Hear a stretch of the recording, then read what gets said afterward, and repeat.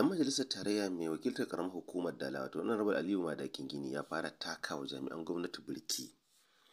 A biyo mu don jin cikakken shirin a tashar mu ta ARA Digital. Majalisar Wakilai ta ƙasa ta buƙaci jami'o'in ƙasar nan da suka ƙara kuɗin makaranta da suka gaggauta janye matakin. Yayin zaman majalisar na ranar Talata, dan majalisar tarayya mai wakiltar karamar hukumar Dala wato Honorable Aliyu Sani Madakin Gini ya buƙaci janye ƙarin kuɗin nan take saboda yadda hakan zai hana talakawa yin karatu. A cewarsa, wasu jami'o'in ƙasar da suka hada da Bayero University ta Kano da Jami'ar Tarayya ta Dutse da Maiduguri da sauransu su ƙara kuɗin dai wato zai kawo cikas ga 'ya'yan talakawa. Tuni majalisar ta aika hukumar da ke kula da jami'o'in ƙasar takardar dakatar da matakin da kuma gudanar da bincike a kan lamarin.